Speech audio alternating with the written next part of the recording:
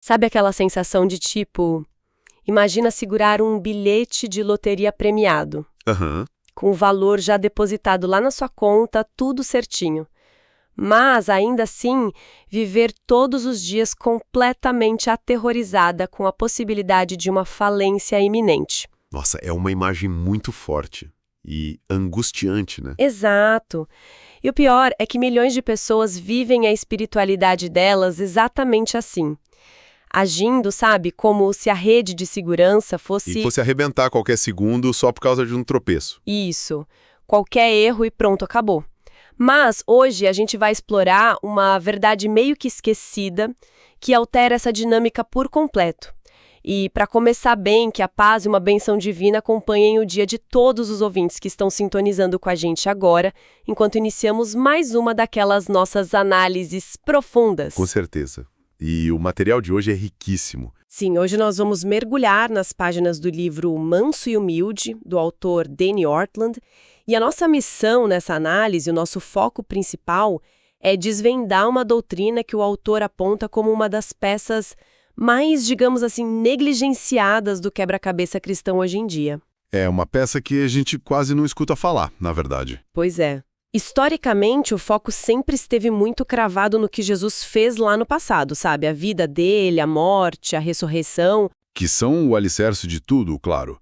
Não tem como negar o peso histórico disso. Com certeza, é o alicerce, mas a grande pergunta, a questão central que vai guiar a nossa conversa de hoje é a seguinte: o que ele está fazendo agora? Tipo, neste exato milissegundo. Essa provocação inicial do autor toca numa ferida muito, mas muito real. Porque, para muita gente, existe o que a gente pode chamar de um Jesus funcional. Jesus funcional, como assim? Na prática diária, na mente de quem crê, esse Jesus não está fazendo absolutamente nada no presente. A salvação acaba sendo tratada como um evento histórico. Ah, entendi. Algo que aconteceu lá atrás. Isso, há milênios. Foi concluído, carimbado e agora está ali, congelado no tempo e no espaço. Tipo uma apólice de seguro contra incêndio, né? Que você assina e tranca numa gaveta para usar só no fim da vida. Perfeito, exatamente isso. E o raciocínio do livro tenta justamente corrigir essa visão de um salvador inativo através da doutrina da intercessão celestial. Tá, mas pra gente desembalar bem essa ideia da intercessão, que como você disse, opera no tempo presente, acho que a gente precisa antes criar um contraste claro com algo que o passado nos garante. Fazer essa ponte é fundamental. O público que acompanha as nossas discussões aqui já tem muita familiaridade com a doutrina da justificação.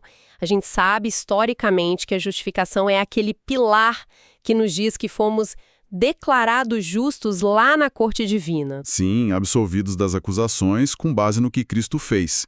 É uma declaração legal definitiva. Só que aí que tá, existe uma tensão psicológica enorme nisso. As pessoas sabem que foram justificadas no passado, mas acordam todos os dias sentindo o peso das falhas do presente. É o peso da realidade prática, né? Pois é, a justificação resolve o status legal perante Deus, mas parece que não resolve aquela sensação de falência diária que a gente comentou agora há pouco. É que a justificação é o fundamento inegociável. Os reformadores debateram isso à exaustão, pessoas como Lutero, Calvino, justamente para tirar o peso esmagador daquele sistema medieval, sabe? Aquele sistema que exigia que a pessoa se limpasse toda primeiro para só depois ser aceita, né? Isso. A justificação estabelece que a paz com Deus foi comprada. Ponto. O problema, e é isso que o autor aponta de forma genial, é que a justificação foca no que já aconteceu. Ela está totalmente enraizada no passado. Tipo, ele morreu, ressuscitou e, portanto, o tribunal está satisfeito. Exato. E aí que entra a intercessão. Ela entra exatamente para preencher essa lacuna entre esse veredito do passado e a nossa realidade super tropeçante do presente. Tá, e em termos práticos, operacionais, como a gente define essa intercessão? Em termos práticos, interceder é a atividade contínua de um terceiro que se coloca entre duas partes para argumentar em favor de uma perante a outra. Como um mediador que simplesmente não sai da mesa de negociação? Boa. Ou pensa num advogado de defesa que não apenas ganha o seu caso inicial, mas ele decide continuar morando lá no tribunal para garantir que a sentença favorável seja respeitada todos os dias. Nossa, morar no tribunal é uma dedicação e tanto. Ou um agente esportivo, sabe, que senta com a diretoria de uma franquia todo santo dia para garantir que as cláusulas do contrato do atleta dele sejam honradas. Tem duas partes, e o intercessor atua de forma ininterrupta ali no meio. Garantindo que o favor concedido no passado flua livremente agora, no presente. Isso. Lendo o material, uma imagem me veio à cabeça para a gente tentar não deixar esse conceito tão no campo abstrato do direito e da teologia. Ah, eu adoro quando a gente traz pro dia a dia, Amanda. Pensa na justificação como a compra de uma licença vitalícia de um software corporativo extremamente caro. O preço astronômico foi pago de uma vez por todas lá no passado. A licença está registrada, o recibo está guardado, não tem como contestar o direito de uso. Ninguém pode cancelar essa licença. Tá garantida. Mas a interseção é aquela atualização constante, rodando em tempo real direto da nuvem. Porque a gente sabe que softwares operam em ambientes dinâmicos, né? Cheios de bugs, ameaças, falhas de sistema. Que representam muito bem a nossa vida diária, cheia de falhas, diga-se de passagem. Com certeza. A interseção é o que garante que o programa continue rodando perfeitamente a cada milissegundo, sem travar lá perante o tribunal divino. Ela vai ajustando as falhas de execução em tempo real. Nossa, genial! Usando as ideias do livro, a interseção é tipo o botão de atualizar sendo pressionado eternamente sobre a nossa justificação. Exatamente. O autor argumenta que a licença comprada, que é a justificação, perderia seu efeito prático para o usuário se não houvesse essa comunicação constante com o servidor principal, que é a interseção. O sistema celestial precisa validar essa licença a cada nova falha nossa. Mas olha, eu confesso que, lendo isso, a minha mente deu uma travada. E acho que é aí que muita gente trava ao tentar entender essa doutrina. Ah, o famoso curto-circuito teológico. Qual foi a sua dúvida? Existe uma suspeita quase que instintiva, sabe? Porque se o preço do software já foi pago integralmente, se a licença vitalícia já garante a paz definitiva, por que Jesus ainda precisa interceder? Aham, entendo. Sabe, dizer que existe essa necessidade contínua não faz parecer que faltou alguma coisa na obra lá da cruz? A expiação não deveria ter sido suficiente por si só? Fica parecendo que o sacrifício foi só uma entrada e a intercessão são as parcelas mensais, né? Essa é a dúvida que surge naturalmente mesmo, porque a gente tenta encaixar a teologia na nossa lógica transacional humana, de comércio. Sim, é o que a gente conhece. Mas o autor do livro resolve isso separando duas coisas fundamentais: a conquista da salvação e a aplicação da salvação. A conquista e a aplicação. Tá. A intercessão não aponta para uma falta na cruz.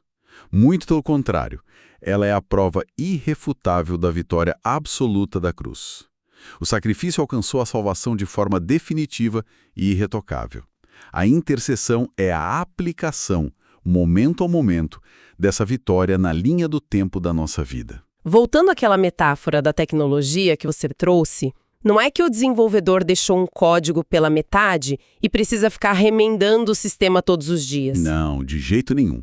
O código foi escrito de forma tão perfeita que a execução contínua dele é a maior prova da sua eficácia. Ah, faz todo sentido. No passado, Jesus fez o que hoje ele clama perante o Pai.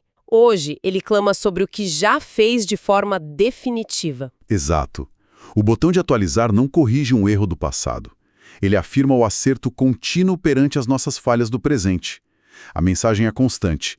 Lembrem daquele pagamento. Ele cobre este tropeço de hoje e o de amanhã também. A base de fontes cita até Romanos 8 para amarrar essa ideia, né? Mostrando que quem morreu, quem ressuscitou e quem agora intercede é a mesmíssima pessoa. O processo é um só. Sim, é uma continuidade perfeita. Mas isso me leva a um dos pontos que eu achei mais fascinantes e comoventes do texto. O livro foca exaustivamente no coração de Cristo durante todo esse processo de interceder. E esse é o grande diferencial do Danny Ortlund nessa obra. Porque se a gente não tomar cuidado, é muito fácil imaginar essa dinâmica celestial como algo frio, sabe?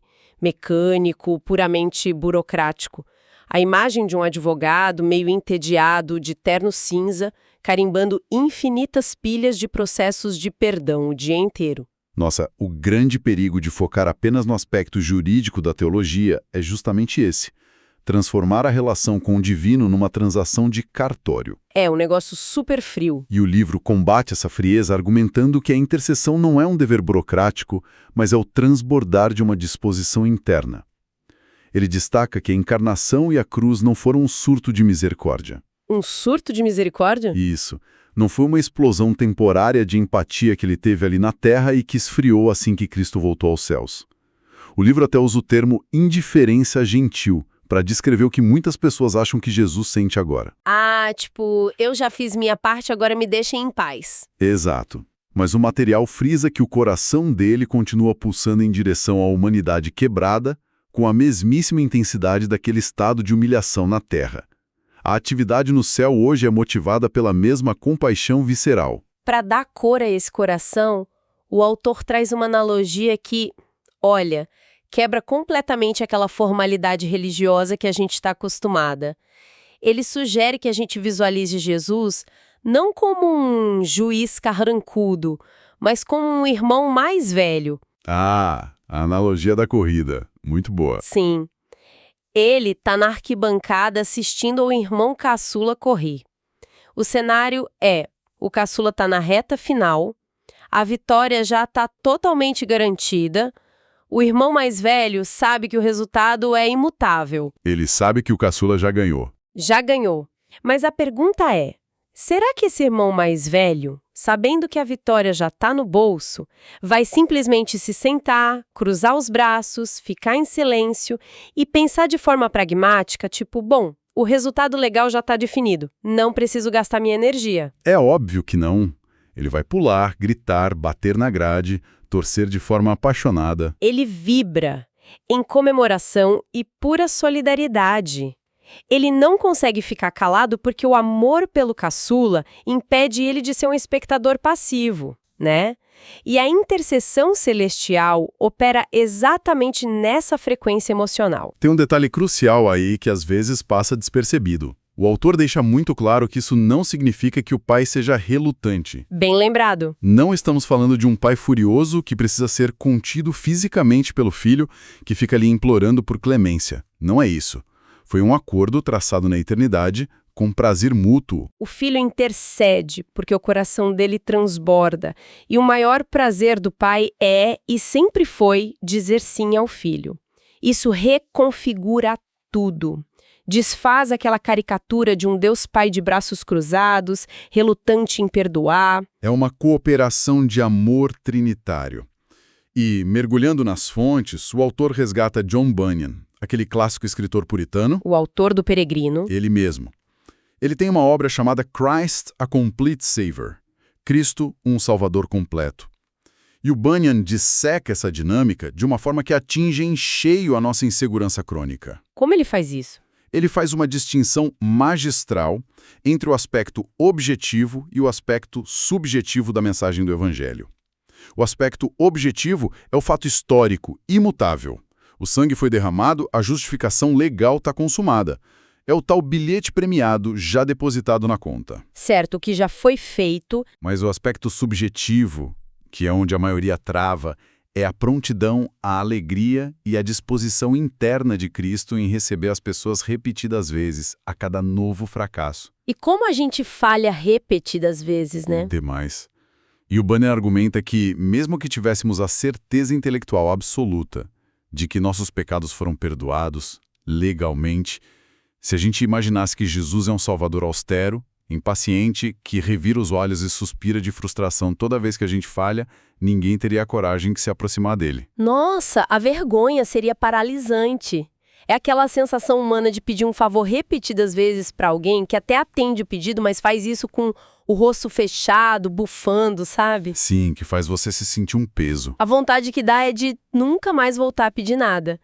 Mas a genialidade do Bunyan é apontar que a mão de Cristo hoje está tão aberta quanto está cheia. Nada agrada mais a ele do que entregar aquilo que ele conquistou. A misericórdia não é arrancada dele sob protesto. ela flui livremente. E isso nos leva a um desdobramento existencial muito profundo. Porque sabendo de tudo isso, o porquê da intercessão e qual é o pulso desse coração, como esse conceito desce lá das nuvens da teologia e aterrissa na nossa realidade mais nua, crua e vergonhosa. O livro faz uma observação cirúrgica sobre o comportamento humano diante dessa realidade. As pessoas até conseguem aceitar a ideia do perdão, mas até certo ponto. Até a página 2, né? Isso. Acreditam que foram perdoadas na maior parte das suas vidas, pelos deslizes comuns, pelas mentirinhas brancas, pela impaciência diária no trânsito. Mas, lá no fundo, a grande maioria carrega a crença secreta de que existe uma área tenebrosa dentro de si, um porão escuro, trancado a cadeado, que abriga falhas crônicas ou pensamentos recorrentes que são considerados absolutamente irrecuperáveis. a lógica interna fica sussurrando: existe perdão para os meus erros padrão, mas isso aqui, essa minha falha persistente, esse meu vício oculto, isso é intratável até para o céu. E esse autojulgamento constante cria uma barreira de chumbo.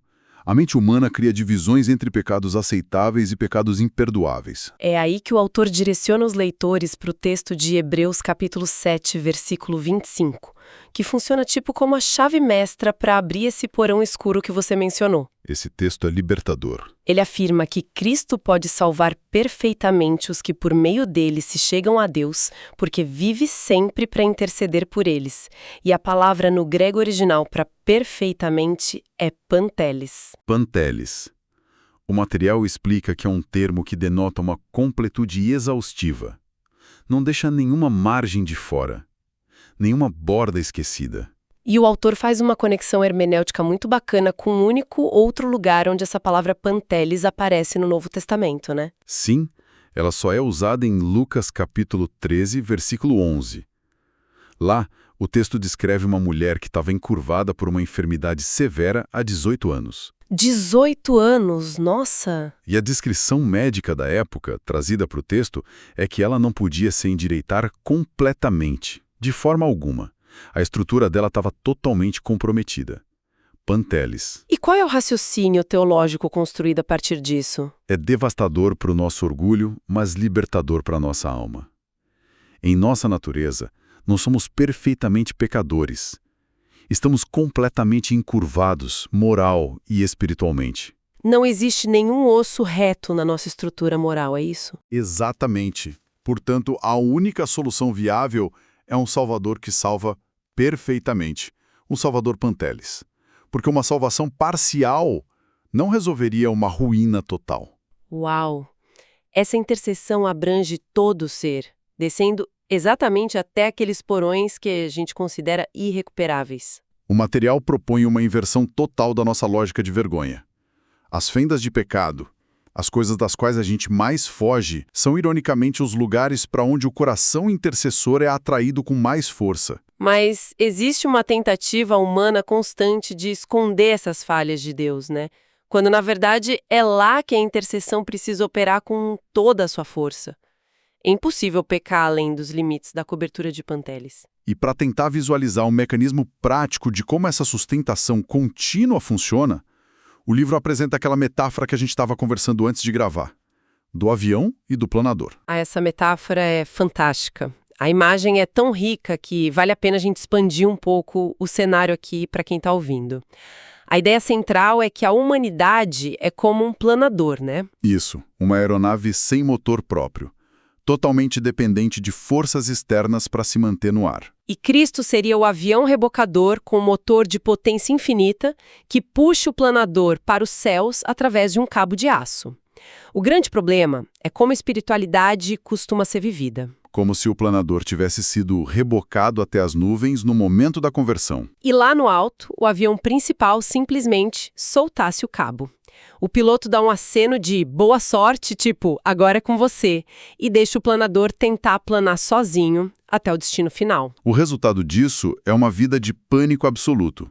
As pessoas ficam desesperadas tentando encontrar correntes de ar quente de boas obras para não perder a altitude. Vivendo com o terror constante de se estatelar no chão diante da primeira falha grave que sugue a sustentação. É esse desespero de tentar manter a própria altitude espiritual que gera a exaustão religiosa. O esforço para não cair, quando não se tem motor próprio, drena toda a alegria de qualquer pessoa. Mas a revelação do texto de Hebreus, materializada aí nessa analogia, é que o cabo de reboque nunca é solto. O intercessor está sempre vivo e a atividade dele é ininterrupta. A tensão do cabo nunca afrouxa. O planador não precisa gerar sua própria sustentação de emergência, porque o motor do avião à frente simplesmente nunca falha. Quando há uma perda de altitude devido ao peso das falhas, a força do avião rebocador puxa a estrutura de volta para o alinhamento. O cabo contínuo é um arcefrão. E para solidificar que essa não é uma invenção teológica moderna ou uma interpretação isolada do autor, a base de fontes traz um coro de vozes históricas muito interessante. Sim, começando por João Calvino, que explica o mecanismo legal e espiritual disso. O argumento dele é que a intercessão desvia o olhar da justiça divina. Como assim desvia o olhar? Os olhos de Deus são afastados das nossas falhas diárias e redirecionados para a perfeição contínua da justiça de Cristo.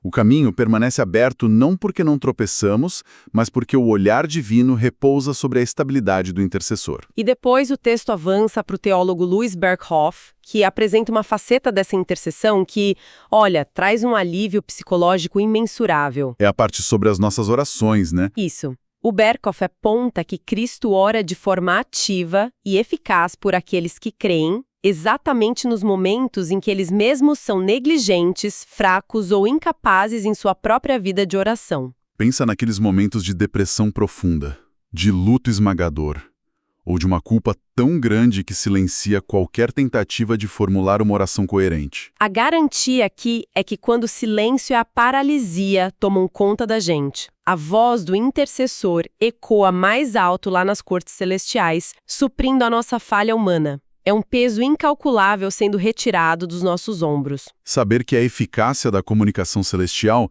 não depende da nossa eloquência ou da nossa energia momentânea. Se nós pararmos, ele não para. E fechando esse arco histórico, o livro cita o puritano Richard Sibbes, que resume esse cenário chamando a Cristo de nosso amigo em juízo. Um amigo íntimo com livre acesso à corte celestial. E o Sibbes usa uma expressão fascinante, dizendo que esse intercessor aromatiza as nossas orações. Aromatiza, achei lindo isso. A mecânica dessa imagem remete ao incenso do Antigo Testamento. As orações humanas, frequentemente esfarrapadas, egoístas, mal formuladas ou manchadas pelas nossas próprias motivações duvidosas, são recolhidas por ele. E aí ele adiciona o perfume, o aroma perfeito da sua própria obediência, e apresenta tudo isso como algo agradável e imaculado ao Pai. O filtro da intercessão purifica a intenção, sabe? O amor do Pai recai sobre a humanidade porque recai primeiro sobre ele. O pecado destrói perfeitamente as estruturas internas, encurvando a natureza moral. Mas a salvação e a intercessão contínua alcançam os abismos perfeitamente, sempre superando a profundidade da queda.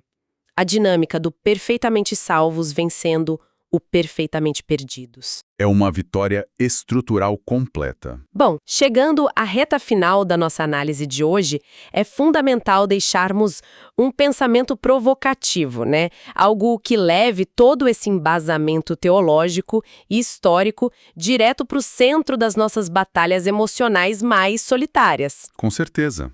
É hora de aplicar isso na prática. Pensemos no seguinte cenário prático, construído a partir de tudo que a gente desencapotou hoje. Se o cerne do material analisado for absoluto, se a segunda pessoa da Trindade está neste exato momento em que a gente respira, gastando a sua infinita e incansável energia divina para interceder ativamente pelo bem-estar espiritual de quem crê. Como essa realidade massiva deveria reconfigurar a resposta emocional humana aos episódios de ansiedade aguda e solidão? Nossa, é uma quebra de paradigma. Imagina aquelas madrugadas insones, onde o peso das falhas do dia parece esmagar qualquer esperança de aceitação. Onde a sensação de estar à deriva no mundo é quase palpável. E todos nós temos essas madrugadas, não adianta negar. Exato.